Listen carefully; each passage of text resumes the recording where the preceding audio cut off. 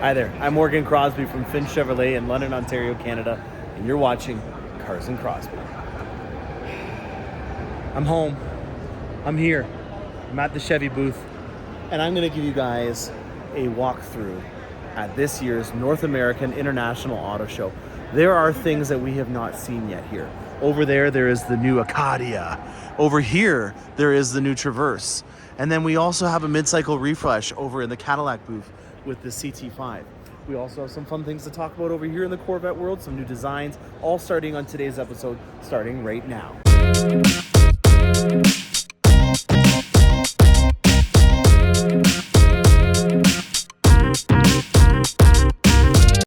Oh boy, oh boy, oh boy, oh boy.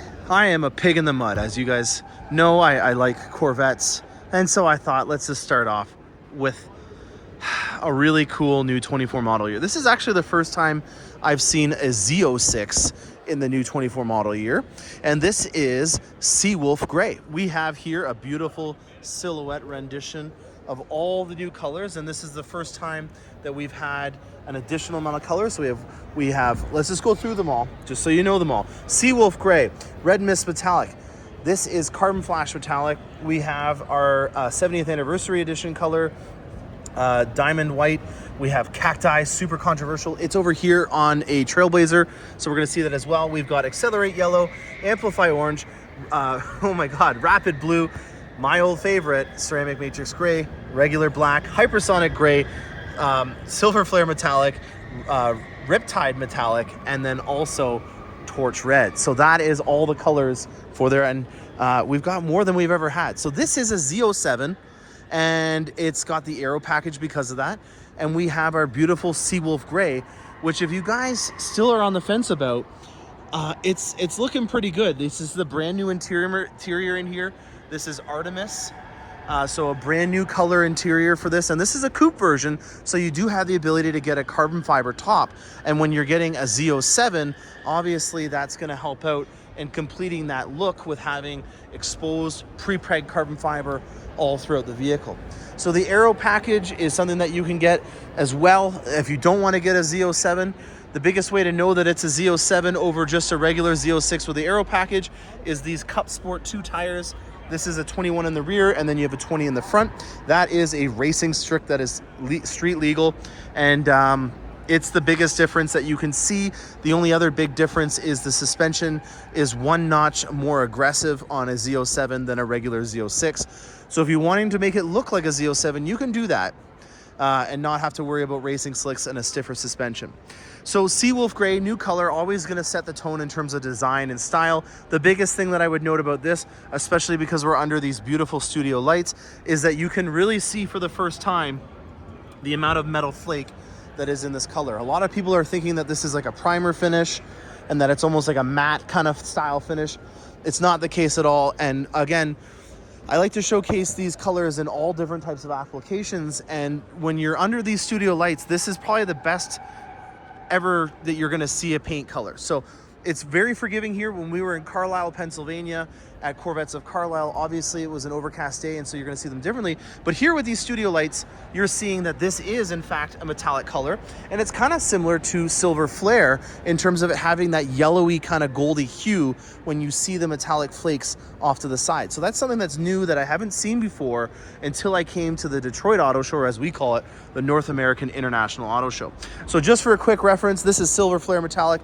As you can see, it does have a goldish hue to it. This over here is Seawolf Gray. It is a little bit metallic, and if you can see here in a very aggressive studio light, there is a little bit of a goldish kind of metallic hue to it. Now, C6 is on its way out. And if you don't know what I'm talking about the 6th generation Camaro. This is the final collector's edition, or the heritage edition of the Camaro. It is a sad, sad day. And actually, this is the first of 350. So they're only making 350 of this final edition. And as you can see there on the steering wheel, this is 001 of 350. So this is the first of the last 350 Camaros to ever be built. Camaro is being discontinued. This is it. It's a sad day. And so we're celebrating it with this Panther edition, as they're kind of calling it. Panther was the code name for the Camaro when they were working on it. The Camaro came out in 2016 model year. I was actually there on stage when they released it. I won a contest with General Motors, and this was at Belle Island, Michigan. You can see that there's a lot of Easter eggs of a Panther because, again, of that code name. And then this is also a one-off color for just the ZL1 Heritage Edition. So this is Panther Matte Black, and it's only available on the ZL1 trim. There is a Heritage Edition, Collector's Edition that's coming to all the trim levels. So the SS, the RS are also getting one, but they're in a metallic black finish. It's only the ZL1 that's going to be getting this matte black finish. So, yeah, sad day. One of 350. It's fully loaded with all these cool, fun toys. Everyone knows about, you know, the fact that this is an absolute weapon on the track. And there's some really cool styling cues. My favorite styling cue of all is that this has got a bow tie, flow tie. This here is a functional bow tie allowing air to go in through there. So that to me is probably one of the favorite things about it. It's a sad day though. You know, I can't believe we're losing an icon and the Camaro is on its way out. So yeah, say goodbye guys. This is it. And this is the final rendition of the 6th generation Camaro with no news of a replacement Camaro coming. Now, I'm not going to leave it on a negative note. We have had the Camaro go before. So when the C5 Camaro was discontinued, there was a lag between that. So in 2011, that was the last year of the C5 Camaro. And then they went 5 years or 5 model years, 4 years until they came out with the 2016 Camaro, which is the C6. So they might come back with it again. And Chevy in the past has gotten rid of it, not sold it for a few years and then brought it back. So maybe that is the only thing that can be a positive thing to end on that. All right, let's go over to the GMC Acadia. All right, Acadia time. This is an all-new vehicle, new generation, and it's back to being at the same class size as the Enclave and its sister vehicle, the Traverse. The Traverse already came out. It came out about 3 months ago, and this is the first day for the Acadia. It debuted today, so we're seeing it live. I'm surprised there's no one around it. And even further than that, this one is unlocked, and the Traverse is not. So I'm gonna give you guys an inside look on what this Acadia is all about on the inside. Now, like I just mentioned, the Traverse, the Enclave, and the Acadia are all now back on the same size. So last generation, the Acadia took a little bit of a downsize. You saw it mainly in the rear end of the vehicle. It was built down in Spring Hill where our XT5 and XT6 is built. Now it's going back up to Lansing in Michigan, and it's gonna be built on the same platform. First off, impression-wise, I'm very impressed with the styling of it. They're already kind of nicknaming the Traverse and the Acadia. We haven't seen the Enclave yet. It should be out in a couple months, as the Mini Tahoe and the Mini Yukon. And from the outside, it is very similar in terms of styling. Big note of a difference, that is a cab-on, frame-on suspension. The Yukon, which is right over there, is the same type of architecture. This is a unibody. So it is a different style of vehicle in terms of the architecture and the layout of the vehicle. But in terms of the appearance, though, you can see right away that there is a very similar design language amongst these vehicles now. With that size difference, you're going to have a lot more utility, in my opinion. And that, at the end of the day, is, in my opinion, the most important component to this class of vehicle. This is your family vehicle. The epic American trip or the American voyage with your family is what this vehicle and all the similar ones in its class are all about. When you're going on a road trip, you need utility, you need functionality, you need comfort, and you need it to be on all different types of price points. This here is the Denali. This is the top trim level that you can get on a GMC. So this is the most luxurious layout that they have. And when I get inside of it, you can definitely tell that there is a fit and finish that is worthy of the Denali name. This 2-tier level dash in particular really gets me. I really enjoy this Bose Performance Series sound system. These bezeled finishes on the speaker covers are absolutely flawless, but there's also some functionality in it. And that to me is going to be the theme of what we talk about with these vehicles, in the fact that life is getting thrown at this vehicle on a daily basis. And it not only has to be beautiful, but it has to be functional. And I'm featuring this area in particular because on a lot of our vehicles that have this fit and finish with these types of speakers, you see a high amount of wear and tear in this specific area. And with this, you have a plastic speaker cover because this is an area that gets beat up quite a bit. And especially with kids in the back, this is an area that you want to make sure is protected, or if it does have life get thrown at it, easily replaced. So that is something that I feel is an underlying theme with this vehicle in terms of it having a functional design that meets the criteria of what people are buying it for. Now, with this being a Denali, it has a very beautiful IP that is shared from the Sierra EV, which is a new vehicle that's coming out. So this is actually our first crack that you'll see in production for this type of IP, which is a portrait style design with a cool pinwheel down here for navigating the different menu items. The same steering wheel that you have in a Hummer is coming over to this vehicle with Super Cruise as an available option. Open pore wood, in my opinion, is something that we're doing very good job at right now, and the cross stitching with this leather in particular is primo. The padding inside of this headrest, like, feel that. This is a very, very comfortable seat. You feel like you are in a luxury vehicle when you're driving, and you've got a nice cushy amount of foam in the headrest. You've got a diamond stitch design that's up here. It's not down below, so it's not going to get exposed and damaged over time. It's only in the high points of the vehicle. That's another thing that I would note is, again, you have way more durable base end of these vehicles because life gets thrown at them. And then where the kids cannot reach out as much, you'll see that there is a lot more fancier stuff. This center console is very functional with having storage underneath and even a 12 volt underneath here as well. You also have a very cool layout in terms of having that open pore wood cover up your wireless charging pad. And then I just think this is a really cool design cue. Take a look at this. It's kind of got a contour on here, which will help out if fluids and stuff spill out of a coffee cup and then don't have to spill into the center console. So that to me is something that I quite enjoyed about this center console in particular.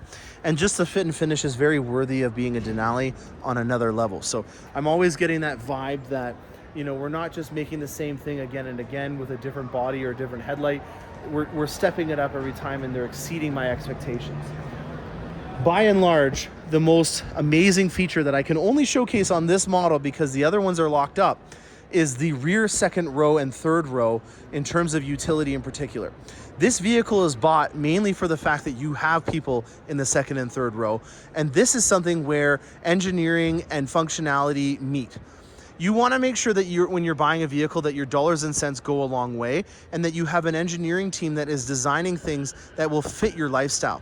And I can't think of a better example to showcase than this new feature right here for getting into the third row.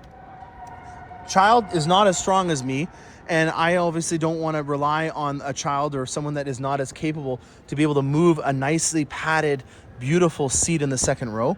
So why not have this button here do it for you? The ability to have all of this lined, a single button to press to get in and out of the third row is primo in itself. That to me is really amazing, to have a one-touch button to allow you to get into the third row. Whether you have groceries in your hand, it's a child that's trying to do it, or you may not have the mobility to be able to do it yourself even though you're full grown, this is going to allow you to have that ergonomics to be able to get into the third row. Now you'll notice here that the angle of this second row, once it's up, is still going to be able to allow you to have a car seat mounted on that seat.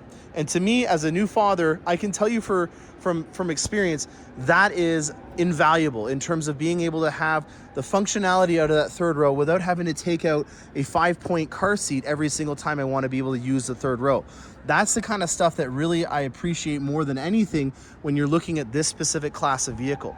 Now, if that wasn't enough, once the individual's in the third row and you're getting out, more often than not, the person that's in the second row is going to just get out and forget about that person behind. And then they're going to have to wave, hey, don't forget about me, I need to get out.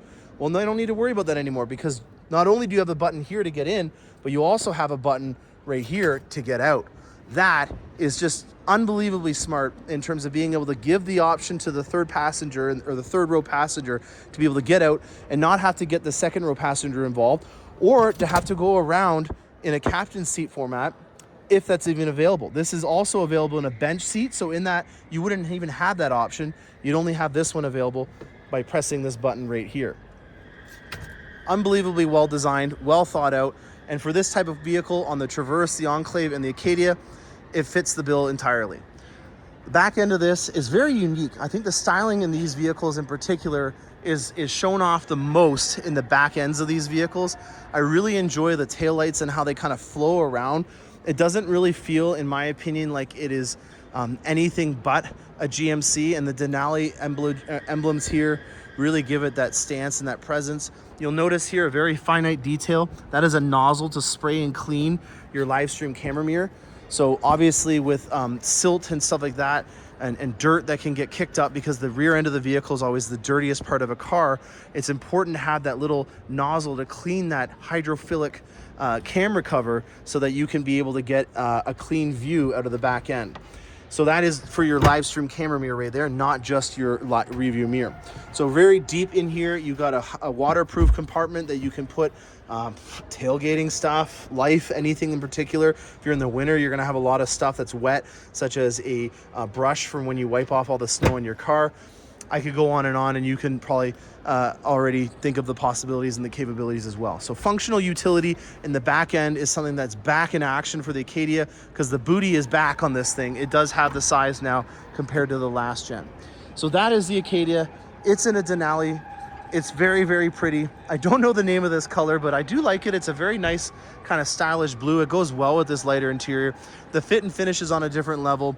You have 22-inch wheels now available on all of these trim levels, I believe, for the Traverse, Acadia, and the Enclave, which we haven't seen yet. But 22s now are available, which is just absolutely incredible. And then over here, we have an off-roading variant that has a suspension to go with it. So this is not just a trim package. It's not like an Elevation where you're gonna just see trim components and that's it. This is a functional suspension that is built to be able to handle off-roading situations. These Wranglers are something that you would see on our half-ton Sierras and Silverados. So this is a real nice, aggressive all-terrain tire, and the suspension components in here go with it. I don't know the names of them off the top of my head, but there is a lot of engineering that went into this suspension system to be able to allow it to handle having 3 rows, a towing capacity of over 5,000 pounds, and off-road. Absolutely incredible. Design Q-wise of a all-terrain 4, which is AT4, has always been a lot more of a sporty, athletic design. You'll see here we've got some denim on the inserts of the bolsters, more blacked out kind of finish and tapered edges on this, which is great in terms of the fit and finish and the style that the AT4 has over the other ones. And so also, I haven't noted yet, it does have a full panel sunroof, which is really great. And yeah, I'm digging it. I'm really digging it. You know, it's very dynamic in terms of the amount of applications that you have a 3-row SUV now in our lineup. And we didn't have that before. If you wanted to go off-roading with 3 rows of people, couldn't really do it. Now you can with a Z71 and the AT4. On that topic, let's go see the exterior of the Traverse in a Z71 format. All right, on our way to the Traverse. We were just talking about 22s going on our C1 platform. Let's do it one better and do 24s on the new Sierra EV. This is the same IP that we just saw on the Acadia. And little hint, nudge for you guys. If you guys are interested in the Escalade, Yukon, and Tahoe, I'm hearing rumors that this format is coming on the mid-cycle refresh. It's rumored that it's going to be starting in and around November from what I'm hearing online. I don't really like to talk about rumors, but I do like the fact that GM has finally got a 24 and I don't have to do it aftermarket. And on top of that, because GM is awesome, they've got Michelin able to give us a 275/50/24. Now, the biggest thing that I would note about this in particular that I'm really happy is, obviously Michelin is a great tire company. There's a lot more durability, but the fact that this has a radius in the sidewall of 50 is big, because everyone that I'm using right now for aftermarket 24-inch wheels, so I'm talking about Toyos and Yokohamas, they're not nearly as much meat on them. And that means that you're having a lot more of an unforgivable ride if you ever did hit something. So this is a relief for me to see, because the diameter of that tire is a lot meatier, and it's going to allow you to have incidents in life get thrown at you and not have to worry about them bending a wheel or blowing a tire. So excited to see the fact that Michelin has a 24-inch wheel that's going to be readily available, because we mass produce our vehicles. It's not going to be a very low production volume that even if they build it on a vehicle you're not going to be able to buy. You get the idea. All right, Traverse Z71. This is the only Traverse that I can see here. I haven't been around the entire, I was going to say this is the dealership, but it's a car show. This is sterling silver metallic. And we've got an off-roading variant of the Traverse now. So again, a very nice meaty tire. This is a Wrangler Goodyear tire on here. The components that are on this from the suspension are functional. So this is not just an appearance package. And I really dig the taillights in particular on this. I would say that actually so far, because we haven't seen the Enclave, that the Traverse's rear taillights are my favorite. And they kind of reflect the styling cues that you see on the Tahoe and the Silverado EV. A lot of our Chevs are having a very similar headlight design on the front end. So that to me is really cool that they're bringing that in. You get a very big Tahoe vibe on the front end. Even though this is a unibody and it's a smaller vehicle, the Tahoe comes through in terms of the styling in the front. And I get a bit of even like a little bit of a Defender in the back end of this, which is really great. But the styling and the bodywork on this in particular is something that I think is a breath of fresh air. I think that this is a really great vehicle that makes you feel cool even if you got 3 kids. And that, I think, is a message that we're trying to get across, is that, you know, if you do have a lifestyle that has children in it now, you don't have to be bogged down. You can have that lifestyle be enhanced and having more capability and utility out of your family SUV. And this is a solution that we have coming about. In terms of production, I believe they're starting production of this in December. So you'll start to see these vehicles on the dealership's ground probably in January, February. So the beginning of 2024, you should be seeing the Traverse and the Acadia. With the Enclave not being released yet, I would find it hard-pressed to think that they're also going to be matching that time frame, but I might be mistaken. I can guarantee you, though, with this being the first of the 3 that were released, that this will be the first one that will likely get built, and then the Acadia will follow suit very shortly after. I can't get inside of it. As you can see from this message here, the vehicle is locked, but I am still going to try. A little detail that I really enjoy is that they do have a door release for the buttons for the locking on the back end too. And then we have a 17.7-inch display over here on the front IP, and then you've got, again, a very similar steering wheel to what you saw. So very similar layout in terms of the architecture and the size to what we saw inside the Acadia. It's just the fit and finish and the colors that are going to be different. So those are the things that are brand new that we haven't seen yet, that have just come out at the auto show. Last year we had the Blazer SS and the Equinox EV. We also had the Silverado EV that has already come out. So those are vehicles that are on their way out, but we still haven't seen them yet. Whoops, just tripped. And then over here we have the off-roading variant of the HD that just came out. This is the ZR2 in the Silverado HD, and then the AT4X is over there as well. This has got the Multimatic dynamic spool valve suspension on it, which is a really amazing suspension system on a vehicle that can tow 30,000 pounds. That is just such a mic drop to think. You know, in terms of the capability of these vehicles that we have, you know, there's a lot of cars out there and trucks out there that have got some really great statistics. But what I think the best thing about our vehicles is that we build things for a real lifestyle. You know, a Raptor has 700 horsepower, but what are you gonna do with that?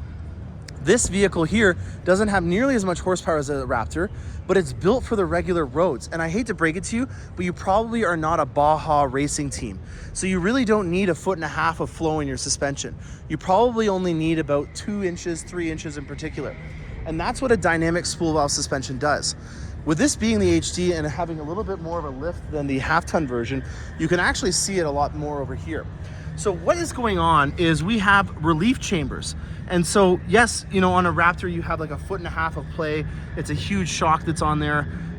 With this, it's not nearly as much, but what happens is when you max this shock out, it then goes into the secondary cavity, and then there's a third one behind here.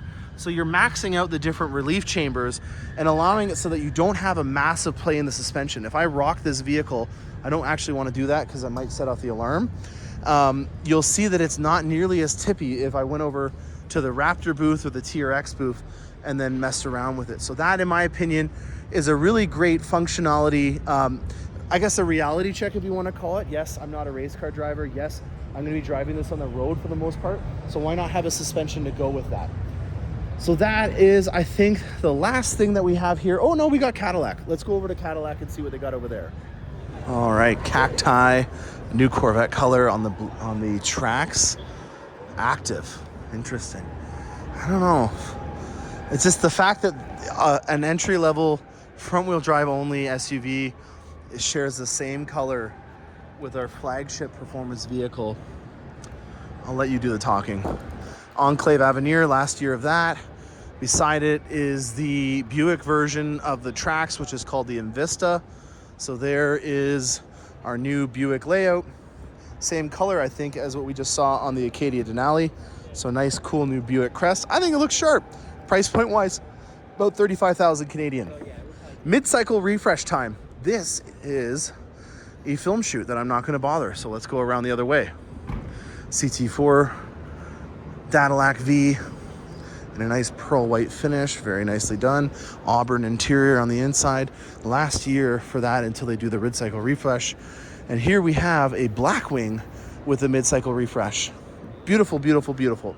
Celebrating 20 years of motorsports with the V. So the V is our performance variant. A Blackwing is our track variant. So you can't get a Blackwing or Escalade because you can't take an Escalade on the track and use it repetitively. Yes, you could get 1 or 2 laps like I did with my Cadillac V when I was down in Bowling Green, Kentucky. There is the beautiful LT4 with a LS, an LT4 top end on here. This is one of the coolest engines that we've ever made. 682 horsepower, I think out of that one. This is actually a CT5 V8. The blower on the Escalade V is actually larger. It's from the ZL1 Corvette, so ZR1 Corvette, so it's actually 682. This is a Blackwing V8 for the CT5, so got a little tongue-tied there. I hope you guys were able to pick up on what I just said. So there is a lot more space in the top end on an Escalade than there is in a performance sedan. And so they were able to put a larger supercharger on the LT4 when it went into the Cadillac V, and that made 682 horsepower, whereas this makes 664. Because it's a smaller one, it has the smaller Eaton supercharger on it. So very metallic paint that's on here. This is way more metallic than what I remember the last model years being. You've got the nice carbon fiber exposed duckbill on here, new Blackwing badge on the back here. And then it looks like there's also some new leather interiors that come for the mid-cycle refresh. So I don't know the names of any of these because they literally were just announced today. But check out the interior on the new 2025 CT5. We've got that beautiful curved dash on here. It's all one screen. Absolutely gorgeous. You have an open pore or open grain, full grain Napa leather interior as well. And then we've got pre-preg carbon fiber trim accents all throughout the vehicle. So an absolutely gorgeous redesign for the interior with new leathers and fine touch materials and IP. And then the front end of it is different as well now. It's a little bit more tapered off, I would say. That it's very contoured. It's a little bit less chiseled and squared. It's a little bit more effeminate and curvy, in my opinion. I dig it. Very cool. And with that interior, a nice finishing touch. Now, last but definitely not least, this is the future of Cadillac, and it's on our Ultium platform. This is the Lyriq. Get used to IQ. IQ is going to be used on everything now when it's on our Cadillac platforms for a battery electric vehicle. Hint, hint, nudge, nudge. Start thinking of things that end in IQ, and you might find the next name for a Cadillac that's coming out. A lot of people were kind of ripping on us in terms of how you got in and out of the Lyriq. You can't get into a Lyriq without using two hands or releasing the old handle and then going up here to get in. They've gone back to what we have on normal cars, which is door handles. So I gotta say that this was a very smart move for Cadillac to go with a way more functional design for the door handles. From first impression, I can tell you that the presence of this is really great. The biggest message that we're trying to get across with Cadillac is that this is not an electric vehicle. It's a Cadillac first and an electric vehicle second. So don't think of this as just a Cadillac electric variant. This is just the next iteration of what Cadillac is all about, and it just so happens to be an electric vehicle. Now this is a North American spec, which means that we do not have a frunk. It's not like our Corvette where we can put stuff in the front end of it, but even if we could, it wouldn't have that much space. So what we decided to do with this real estate is put a charging system in here that allows you to put a faster DC fast charging capability inside the vehicle. So we sacrificed a very small amount of storage capability with allowing you to be able to charge the vehicle a lot faster in North America. Now this is a tech model, which means that it has a two option interior. I don't know if we can get into these. We may not be allowed to get in. On that topic, you have a new way of being able to get inside the vehicle, and that is through a NFC or near field communication credit card or using your phone. So you can use your cell phone now to get in and out. You don't have to worry about this. I have like 6 cars and I always at any point have a ton of keys on my keychain and they just destroy my phone. I don't need to worry about that now. I can just have a little card in my wallet, or I can use my phone to get in and out, and you just tap on that B pillar there, and that's how you're going to be able to get in and out of your Cadillac. Now, this is a tech model, which means that it is the entry level, and I always like showcasing tech models because it means you can see what you get on the entry level. I don't have to pay $30,000 to get some fancy doohickey. This is the entry level, and there's a lot to go over on it. In particular, I love the layout of this vehicle. Look at this beautiful, seamless, curved interior on the dash here. You've got a really beautiful knurled nozzle on here. This is called knurling. I don't want the car alarm to go off, but they've done a really good job at finishing the inside on it. Oh, this guy's in this one. Maybe this is unlocked. We'll go over here and I'll show you what I was talking about. Word of the day with Lyriq is knurling. So this is a machining finish that we do on here that's actually Cadillac crests, and it's a really great finish over there. We also have some little Easter eggs. These are Menards, which are ducks that were actually on the first Cadillac crest. So the first mayor of Detroit was this dude named Armand de Cadillac, and he had a family crest that had ducks on it.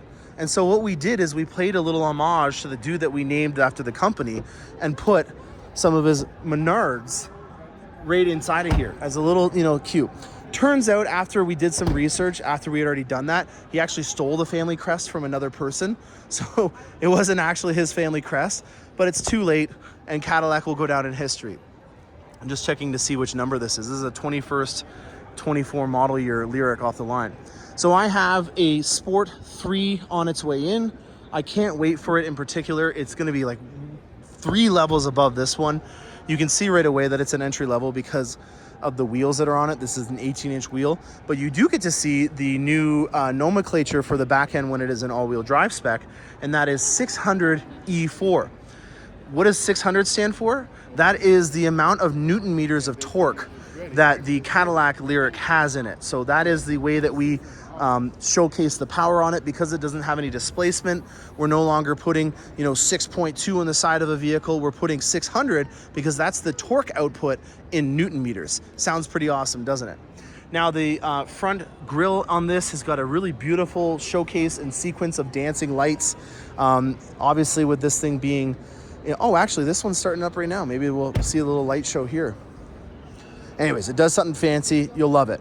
On the back end here, another piece of functional design that I really love is the rear spoiler. There's no windshield wiper on this vehicle. We're using downforce to clean this vehicle's rear windshield, and that to me is really amazing. Another thing that's really great and functional is to open the tailgate, you get to press the Cadillac crest that illuminates. I think that's really amazing. So Lyriq has got a ton of storage in the back. This is actually the second longest Cadillac that we make. So it is a very long vehicle with a lot of utility in the back end of it. And I think this is the best way to end this episode on a high note just talking about the Lyriq. I hope you guys enjoyed this episode of everything that is cool and fun going down at the North American International Auto Show here in Detroit at the Huntington Center. It used to be called the Cobo Hall, but it's now called the Huntington Center. I'm Morgan Crosby. Stay tuned for more awesome content, and happy motoring.